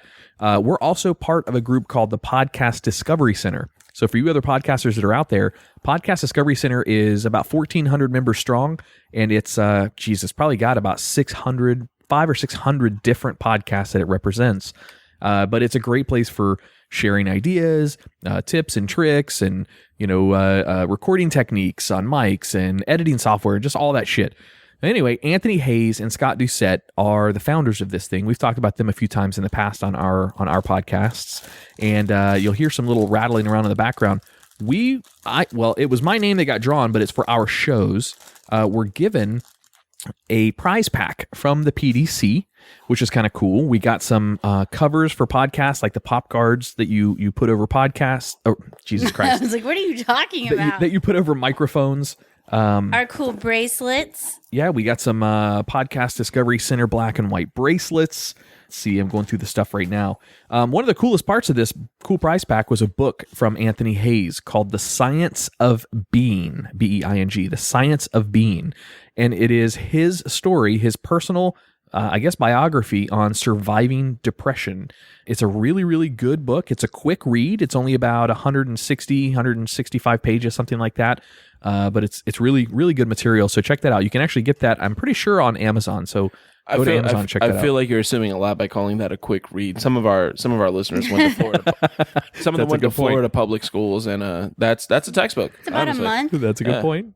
We also got a little stylus from them. One of the little, it's not a keychain, this one. This is something you plug into like the headphone jack, and it's a little portable stylus. So for you folks who use your tablets and things like that to do art. We got a bunch of Me, Myself, and I radio cards, which is Anthony's podcast. We'll give him a little shameless plug. Let's see what else did we get. We got some stickers. Jay, I think you took one of the stickers already. Yeah, for whatever reason, there was a Misfits sticker in there, and Lorraine is huge into the Misfits. Aww. So I was like, I have to take that. Nice. She just got a brand new car. I'm like, if I don't take that sticker and she finds out, she will hurt me physically. I don't know what these characters are here, but a couple more stickers with some characters on them, like little anime and cartoon style stuff. Looks like some prizes for our event. Well, that's not a bad idea. What do you call these things? Gundams? Stickers. Gundam, yeah. A Gundam sticker. Again, several bracelets, a whole bunch of fun stuff. And then something that's really cool that all four of us, Anthony, if you're listening, all four of our hosts want this thing. It is a keychain, but it's got like it's a microphone. It's not pewter. What kind of, is that just, it's steel. Metal? It's heavy. Yeah. It's very, very heavy, but it's a microphone. And it is badass. So we're going to have to come up with a way, because I know all 4 of us want this, so we're going to have to come up with a way to... We share custody. Do a gift. That's what I said. I get them one weekend, you get them another weekend. Nice. Yeah, I was saying share custody. We should come up with something for this. Or maybe you should just have it because you do all the editing and all the work for the show, plus it was your name that was drawn. Oh, yeah, but that's not... I'd rather us do something fun together. But that's going to get it on my keychain. Paper, rock, scissors? I don't... Yeah, she's pulling the whole what's yours is mine, and what's mine is He drives still my car mine. more than his car, though. So I do now. That little EV she's got, are you kidding me? I drive the fuck out of that thing. It's a great car. Or maybe I should add it onto my old keychain. Oh, that's right. The old keychain might be moving hands here pretty soon. But anyway, PDC, Anthony, Scott, and I know that Super Joe Pardo is a big part of PDC as well. We want to say thank you very much for giving that to us. And you other podcasters out there, if you're not part of Podcast Discovery Center yet, just do a quick search on Facebook for the group, Podcast Discovery Center. Add yourself to it and just mention that you heard about us, heard about them through Living Podcariously and the Twisted 10. It's a great group of people, and it's a lot of fun on there, and a lot of podcasts, man, just a ton of them. But yeah, so there's that. Thank you, PDC. Thank you, Anthony Hayes. And again, check out his book, The Science of Being. I'm pretty sure it's available on Amazon. If not, go to his website and you can check it out. Peering into the inner thoughts and expressions of men.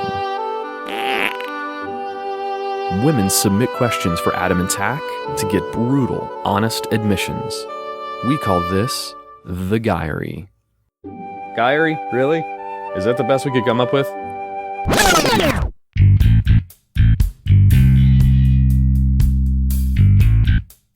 All right, our first question comes from Lacey in Florida. Hey, Lacey. In this day, many women are keeping their last names after getting married. How do you feel about this? Gay. No, I'm just kidding. I mean, I'm kind of a traditional guy, personally, and I like the idea of my wife taking my name after marriage. Call me old-fashioned, so be it. That's fine. But that's my personal preference, is I would prefer the girl to adopt my family name. Unless my last name was like, I don't know, Latrine or something. That's a good name. You changed it from Shithouse. Yeah, good change. It's a good change. Ollie, no. I personally could not give less of a shit. I don't care. We're married. I'm not getting married. Let's call that what it is. I don't believe in that as an institution. But if I still did, I don't care. Hyphenate, keep your name. I don't give. We're married. I don't. That's the least. That's the last thing I'm worried about. I'm worried about whose place are we going to move into? Are we going to open joint bank accounts? Or are we going to keep them separate? How are we going to file taxes? How are we the last name? I don't give a shit. I will caveat that a little bit. Mine also has a caveated being if there's children involved. So, for example, in your situation, Andrea, if I was to propose to you and if you were to say yes to me and we got married, if you wanted to keep your last name because of Alyssa, because of your daughter, I would completely understand that. But she's going to grow up and get married one day and have a different last name. Okay, got it. Understood. Let's just say past wives of mine have potentially wanted to keep their name until their children were gone and they never adopted my name. So I understand that and I can respect it, but I prefer for the woman to take my name. Just a preference. But most of those are already changed. Yeah, well, hey, it is what it is. That's in the past. All right, number 2 is from Kim in Texas. What do you like to do alone? Oh. In all honesty, I watch stupid ass YouTube videos and I sit on my couch. That's it. That's what I do on my own. Yeah, I think that's a pretty... Internet black holes are fun. If it's a really, really nice day, which is rare in Florida, but like if it's a really good, comfortable day, I might go to the park and like find a trail or something. Yeah. But aside from that, no, I just watch dumb YouTube videos. Or I'll learn how to cook something. Oh, that's a good one. That's a really good hobby. Yeah, you should do that. I'm horrible in the kitchen. I can't even do dishes You correctly. can't even get the trash out. Hey, smartass. Because if he does it well once, you're expecting him to do it again. Trash is for boys. So if we're saying alone, I'm going to say after I've masturbated. So we'll go past that. Oh, already. yeah. No, obviously That's this is the after assumption. masturbated. Yeah. After. It's like, hey, But you I can't got do that all day. No. There's chafing. You don't. Yeah, it's chafing. You can only get off like 3 before it becomes like, okay, now this is more of a challenge. Your balls are the size of peas. Yeah. You're drained. Yeah, no. Obviously, this is post-masturbatory Then your girlfriend comes home and you have nothing left to give. So it depends. If I'm into a particular game at the time, I love gaming. So I'll load up the PlayStation 4 and, hook up whatever game I'm playing at the time. That's fun to do it by myself because I'm not taking up anybody else's time. If you're here, I don't want to be gaming the whole time you're here. Or if my son's here, even though he's gaming the whole time, I don't want to be gaming while he's here.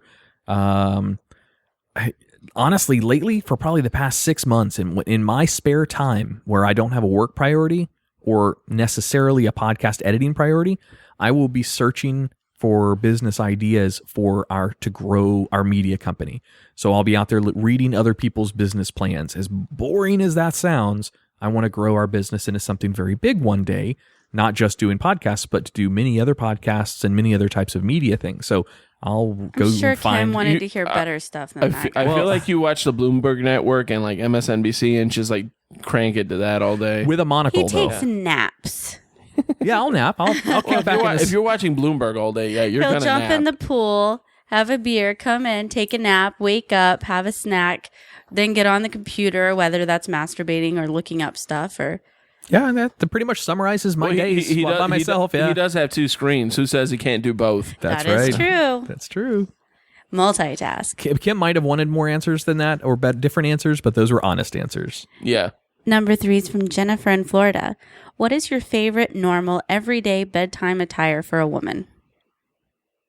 Sweats and a t-shirt. So we're not talking sexiness. Yeah, regular. 100% nude. Okay. That's my preference. I would rather you be completely naked in bed laying next to me, even if we're not like getting it on. Just being naked is my preference. If it's not naked, it's hot as hell to have a nice little pair of thong panties and a t-shirt, like maybe one of my t-shirts or something. That's sexy. Or one of my long sleeve shirts. But why do you have to wear the thong? No, not for me. Well, she's not wearing a thong for her. Yeah. That's true. And to bed, those things drive me nuts. All day you're trying to pick something out of your butt that's never going to come out because it's a string. Okay, number 4. Tina in Florida. Does ball size matter to a guy in terms of his confidence? I understand dick size matters, but does ball size? What if he has a huge dick and tiny balls? What if he has a tiny dick and huge balls? I've never actually thought about ball size before. Don't give a damn. As long as they're functional and they're there. Yep. I think that's all that matters. The thing is, too, the sack changes shape anyways. If it's warm, they're going to hang a little looser, and if it's cold, they're going to hang a little tighter. So I said this a long time ago, like episode 2 or 3. Girls, if you want to see something hilarious, obviously with your guy's permission, when he's in bed and he's naked and the balls are loose, he's comfortable and warm and, they're just there, go down, lick one testicle, and then blow air on it, and you watch that ball move all on its own. It will straight up draw into himself. One half of his nutsack will be in constant motion. Yep. It is amazing to watch. I want to do that. Well, there you go. I just gave you a hobby for tonight. Can we? Oh, yay. I was going to say, can we do it tonight? All right. Number 5, Paula in North Carolina. What's the deal with men loving 3-ways? I mean, why do you think that men want 3-ways more than women? No, that's an idiot guy who thinks it's going to work out like it does on the porn. It never does. And you can have him listen to this shit. No, it's already enough for me not to disappoint one woman in the bedroom. Why do I want to disappoint 2 at the same time? Oh, I love that. 3-ways are never as fun as they look. And honestly, it's only fun for as long as you're necessary. Because next thing you know, she's into it with the other chick, and you're just you're just a voyeur at that point. But the question, you're right, 100% right on that. The question was, why do we want it though? Because we think it's the porn. Because they think it's the porn. Is it a control issue? Is it a dominance issue? Is it a bragging? It looks hot on my TV, and I want it to be hot in my bedroom. It's just that's all it is. I don't think it has anything more to do with that. How about maybe it's because I've never done that before. I've never had a threesome. In that situation, maybe is it like when you tell somebody, whatever you do, don't look behind that door. And of course, your curiosity is going to kick in. I want to see what's behind that door. Is it at this point, because it's such a big deal, threesome is such a taboo, is it because guys haven't had it that they want it even more? But you've had a Probably. foursome. It's like Yeah, but there was another basically the same dick thing. involved. That didn't count. Totally counts. There's Well, still two girls. it could be a devil's three-way too. It's still a three-way. And I think it's most people having an unrealistic expectation of what it actually is. Some fantasies are best left as fantasies. All right. That's like fantasizing about Mila Kunis until you find out she's a dead cow. Not that she is. I don't know that she is. I don't know that she isn't, to be honest with you. I mean, she kept Macaulay Culkin around for a while, so I assume she isn't. That must have looked weird. Hey, he's got there is an interesting story behind that, and I can't wait to get either one of them drunk enough to tell me. Do you think when he comes, he smacks his cheeks just like in the movie? I hope he does. That would be an awesome finishing move. All right. Number 6 is Kaya in Florida. Why do you look so intently when I'm wearing a skirt when you see basically the same or more when I'm at the beach? Because it's naughty. Because it's forbidden. Yeah, we're seeing something we're not supposed to see. Yep. That's all fetishes. Well, let me rephrase that. That's all that the fascination is with like women's underwear and seeing up a skirt. It's just you're seeing something that is off limits. You're not supposed to see. You aren't supposed. I don't think you heard that right. I must not have. Why do you look so intently when I'm wearing a skirt when you... Yeah, with a chance to peek. Yeah. That's what it is. You have a chance.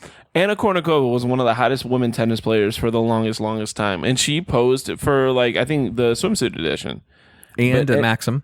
Yeah, she posed wearing something skimpy all the time. You could just go on the internet and find those pictures. But when she's playing tennis, guys would tune in just to see her skirt fly up. Anna Kournikova, by the way, is the name of a poker hand in Texas Hold'em. When you are dealt an ace king, it's called the Anna Kournikova. Why? Because it looks so pretty, but it very rarely wins. That's the Anna Kournikova. So guys like dresses and skirts just because they're hoping the skirt will fly up and they get a peek? Well, that's why the high slits are sexy, because it shows you more than you're supposed to see. They're not looking at it because they enjoy the floral fabric. Oh my goodness, is that a Donna Karen? Oh my God. Girl, you know you're not supposed to wear corduroy this time of year. Girl, who gave you that Vera Wang designer dress? No one gives a shit. We don't care. No. I don't even know who Vera Wang is. She makes our mattress upstairs. I know that. Sure. Number 7. Number Jackie? Number Jackie from New York. What makes you want to stay with one woman for the rest of your life without cheating on her or losing interest? In other people's words, what makes a woman successful in a relationship? What does she need to have? Please elaborate and be as detailed as possible. Wow, lady. Jeez, Jackie. That's a pretty legit question, though, I think. It's good it doesn't involve sex. Way to go, Jackie. You want to take this one first? What did it for me was just a woman who was comfortable enough to be herself and made me comfortable enough to be myself, and I never want to leave that. Good answer. Yeah, that's very good. That's it. I mean, don't get me wrong, the sex is phenomenal too. I'm sure she tells all of her friends. No, wait, I can't say the word phenomenal. No, because I did tell her that if I ever use the word phenomenal, chances are I'm blowing smoke up your ass. Oh, no. But the problem is I also mean it legitimately. So now whenever I say phenomenal, she's like, oh, really? Really?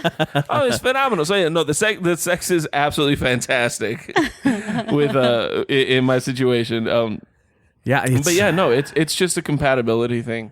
Yeah, it's on many levels, and if you've got if you ever taken those surveys and they say needs improvement or best as it can be type of, and you got several different categories to go down. Mm-hmm. If all of those categories in my book hit, best as it can be or very, very close, those are the reasons to stay with her. Obviously, the most important part of that's love. That's the most important. So if there's no love, there's no long-term relationship, there's no commitment, there's none of that. But yeah, sex is part of that formula as well. Compatibility with everyday life. So something as simple as communicating with each other, doing chores together, doing houses, just the way you live your life. If you're compatible, mm-hmm. I think it is incredibly important, because if you clash with your partner, let's say you have the best sex ever, but for the life of you, the two of you cannot do, I don't know, whatever the fuck task you want to come up with. You guys cannot seem to do that together, and it causes stress in your life. Well, that'll eventually add up over time and create a stressful environment. So having all of those things in the correct categories where you guys mesh together is ridiculously important. When you've got all those check marks over to the right in your column, and I'm making that analogy too far, when it's all good, when you're good together, then there's no reason for a guy to stray. There's no reason to look elsewhere. And let's be clear here, it's never okay for a guy to cheat anyway. Like, that's not saying, oh, well, yeah, if you're not doing that, of course he's going to cheat. No. You're an asshole if you're cheating. Let's just call that what it is, too. Yeah. But, yeah, no, if it's one of those, like, if I'm going to plan on spending the rest of my life with this woman, yeah, how comfortable am I being myself around her? And, yeah. Spot on. Yeah. All right, this one is a long one. Ashley from Florida. This'n? Did you say This'n. this'n's a long one? This is a long one. My boyfriend of 2 years. Okay, my boyfriend of 2 years feels stifled by me. Mostly, I must admit, because of my insecurities. So much so that I don't like it when he goes out without me. I feel upset, and angry. I feel girls are always trying to get to know him, and eventually he will fall for them. We eventually talked it out, and I told him I'd give him all the freedom he wants. It is eating me up inside that he does not even worry that I go out or what I'm doing, but it's always me wanting to know. I want to give up control, and I want to feel that it's okay that he's going out. Do I trust him? Not really, because he has previously put himself in a position where he kind of emotionally cheated on me. What do I do to make this work? If you don't trust him, you need to leave him. Point blank. Yeah, there's no real easy way to build trust. I mean, time does help that in some situations, but if the girl doesn't trust the guy, then that's such a difficult, because that leads to all sorts of things. Inappropriate jealousy is a great example here. He goes out with his friends and he is completely content in his relationship and loves you, but he needs his own time sometimes with his boys or by himself or whatever. If you get jealous and upsetting, that leads to tension and maybe a fight. That's inappropriately placed jealousy. There's no easy answer to tell you how to fix that situation. Time is going to tell you whether or not you trust him, and there's no dictating the time either. It could be a month, it could be 5 years, and then you're finally like, okay, I've had nothing to worry about this whole time. So I don't know. The question of emotional cheating is worrisome in that situation, though. But yeah, without having more detail, it's kind of hard to elaborate on. Yeah, I was thinking it was more of a look. If he doesn't care about you going out and hanging out with your friends, that's fantastic. You should have your friends. Go have that you time. Let him have his me time. As long as it's not like every day. You know what I mean? I've seen some couples do it like once a week, one night a week. Like, I'll stay home with the kids. You go out with your friends, and then next, and then like there's another day where you stay home with the kids, and I'll go out with my friends. I think once a week. When I was married, I went out on Fridays, and Alyssa's dad went out on Saturday night. Yeah, some people do it once a week. Some people have it once a month. Everybody's different. There's no like litmus for it. Some people do it like once a quarter if they're, both accountants, I guess. But it's important. No, it's important to have that. Now, and I was just going to mention that until she said, "Oh, do I trust him?" Not really. Well, if you don't trust him, then you're in a whole different ballgame. That's just not okay. You're spot on. If she could admit that she doesn't trust the guy, right now in this conversation. Now, if that happened like 3 weeks ago, you know what I mean, and you're trying to get over it, that's a whole other thing. You're trying to work through it. By all means. Work on that. But if that happened like second week of the relationship of a 2-year relationship, you're barking up the wrong tree. What's this girl's name again? Ashley. All right, Ashley. If in your relationship, and this is an open-ended statement because there's no way we're going to know anytime soon, but if you're in this relationship and this issue happened in your past and it's been a while, are things getting better? Are you becoming more and more stable in the relationship? All right, last one's from August in Ohio. Have you ever flirted with an ex just to get something not necessarily sexual from them? Have I ever? Yeah. Is it something I would do now, or as a matured person? I think it was more of a just tell the story. Yeah. No. To get something, though, is the question. All right, sorry. Go ahead. There was a girl that I was seeing for a little while that didn't work out, but I was going through some financial struggles at the time, so I kind of used her to like buy food and. All right, that's, she actually that's fair. She actually paid my rent for like 2 months, and wow. I mean, I'm not proud. No, I'm an absolute monster for what I've done to that woman. No, for her being so dumb. Wow. Yeah, well, you take advantage of who you can take advantage of when you're a scumbag. Man. For some tangible gain. So that's the question. Have I ever flirted with an ex? Sure. But the question was specifically driven towards for a tangible gain, for some sort of outcome, for something I wanted. So I'm trying to think if I ever had anything that I've wanted to. I mean, I guess I know there was an ex who I was in the hospital probably about 2 years ago, and I had an ex that was a nurse at the hospital. So I kind of, or even better, my ex-wife worked at a hospital when I went in for some heart problems. I gave her a call and told her what was going on, and then we started flirting a little bit back and forth. Next thing I know, I'm getting upgraded to my own room. Oh, nice. You know what I mean? I got to stay the night. You know, it was a pretty sweet deal after that. I was like, hey, is there anything you can do for me? She's like, well, do like what? I'm like, I don't know, maybe come up to the room. And, you know, like we started, you know, flirting around, and then I was like, you know, it sucks though. You know, I'm in one of those like basic rooms. It probably wouldn't be that much fun. Next thing I know, I got an orderly coming in like, hey, we're moving your rooms, bro. Nice. And she texted me, she's like, did they move your rooms yet? I'm like, thank you. Does flirting with an ex-girlfriend so she doesn't sue me for money I owe her count? I'm asking for a friend. I would guess. Now I can't think of a tangible outcome. But they all tried I would to have ever sue flirted. you. Well, you know, bitches be crazy. I can't think of a tangible outcome for something that I was desiring, like upgrading seats or upgrading rooms or something like that. I can't think of anything. But sure, I've flirted with exes in the past. I mean, I bet that one Asian dude wishes he dated a Delta flight attendant. man, it's or nonstop. United flight attendant. It is not. I saw another story of another fucking family. That's not new. That's things that happen all the time. But one guy got rich off of one video, so now everyone's trying to get rich off the same shit. Yeah, that's all it is. The last one was people get kicked off flights all the fucking time. It's not a new thing. I'm not segueing because every other fucking podcast has talked about this out there. But the last one that I just saw like last week was a father with his wife, his daughter, and then a baby bought 4 plane tickets. Yeah, for his family, and they were trying to take the baby in the carrier and tell him to hold it or something like that. No. What it was, they had they had 3 kids. One was an 18-year-old, and then the other 2 younger ones. And the 18-year-old ended up catching another flight. So when they checked in for the flight, they told the ticket agent. They said, "Hey, our son got on another flight. Can we put our toddler in the car seat onto the chair?" And that's actually recommended. It's widely suggested that you do that when you're traveling with a toddler. But because it was the other son's name on the ticket and not the toddler or the infant, that's where the problem arose, which was a stupid thing to... But still, the guy bought the ticket for the seat, irrelevant of what he was going to use it for. It was his seat. Yeah, it was his seat. And they were trying to... seat, then he paid for it. He had no problem. And they're like, well, it's the wrong name on the ticket. I would have just put the baby down there. Just walk in like you're going to anyway, and then just put the baby in the seat. Or said, no, that's Zachariah. That's him. That's his name. Prove me wrong. His birth certificate. Oh, okay. All right. Well, we won't get too far into that. Okay, that's all. That's it. Good diary, Andrea. That's pretty good. Yeah, that's some of the best questions I think we've ever had. You say that every time. I know. It's getting progressively better. But now I just know y'all are saying it. That's right. So like I said, What time of the month is that? It's not like I said it was phenomenal or anything.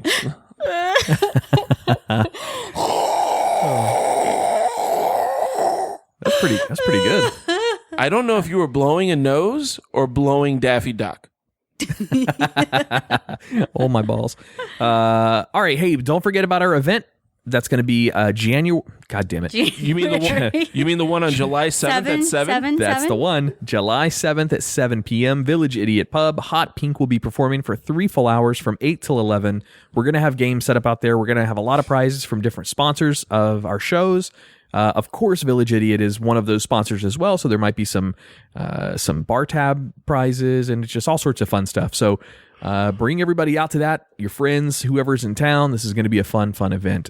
If anything, it's for good beer and Hot Pink. And then you'll hear us up on mics a little bit too. But for anything, it's for Hot Pink and good beer. Jay, do you have anywhere you're going to be this week? Do you want to plug? Yeah, I'm actually going to be at Gregory's Comedy Club this Thursday and Friday. That is going to be the 11th and 12th, and then Saturday the 13th, I will actually be performing at Groucho's Comedy Club. Nice, which is in the Melbourne Dog Track in O'Galley. Chris Crespo, I think, is going to be out at Gregory's as well. I'm pretty sure. Do you know who he is?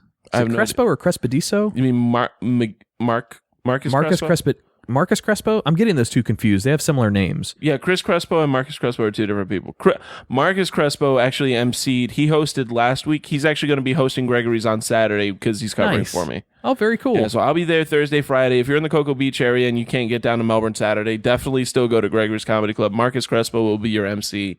A good friend of mine, really cool Orlando area comic, and he runs a hell of a show as well. So very cool. I've invited him to come on this show as well. Oh yeah, he's a good buddy. If he can't, and like I said, if you can't make it down to O'Galley to see me on Saturday, come out and see him on Saturday. It's still a great show. Very we cool. should go out Thursday with the tickets I won last time. It's not a bad idea. Oh, and then next weekend, Thursday, Friday, Saturday, I will again be at Gregory's Comedy Club emceeing Thursday, Friday, Saturday. So I'm actually doing 2 back-to-back weekends, which is rare, but I'll be there both weekends for the next 2 weeks. Our boy Trey is going to be coming down here towards the end of May.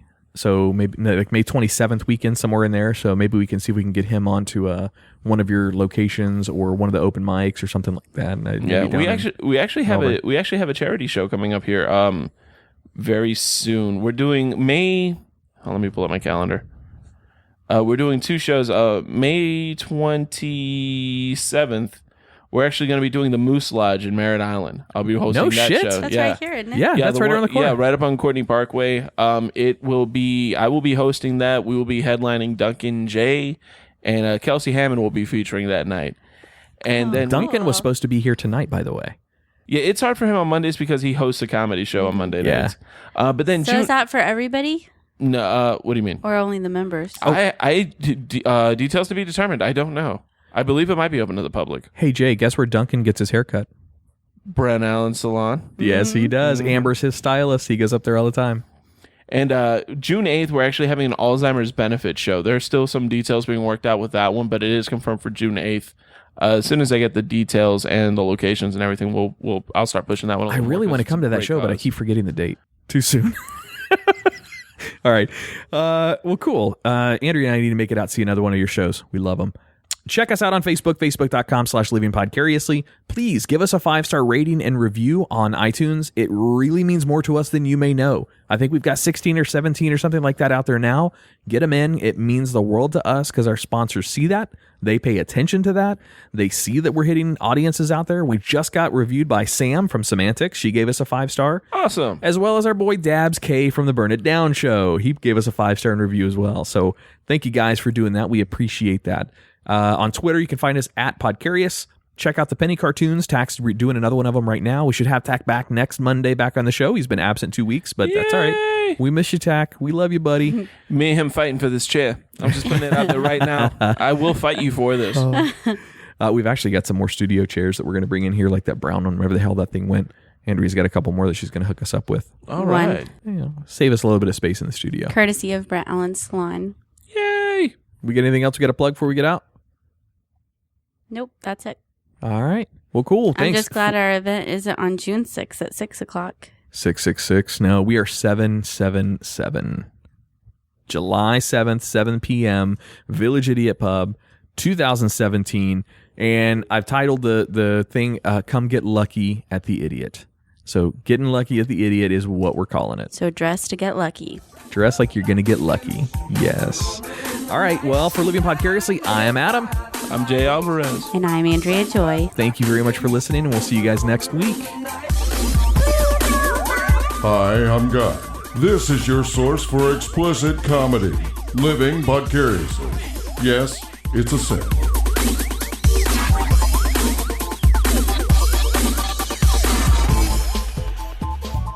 Wait. Don't hit stop on the episode just yet. Hey, this is Tack from the podcast you just listened to. And if you enjoy Living Podcariously or The Twisted 10, then you're going to love my new podcast I co-host with my lifelong buddy, Ron Caniff. It's called You're 40, Now What? It's about the trials and tribulations of turning 40 and just getting through life. So check it out on iTunes, Google Play Music, and anywhere you listen to podcasts. Thanks. Now go give someone a mouth hug.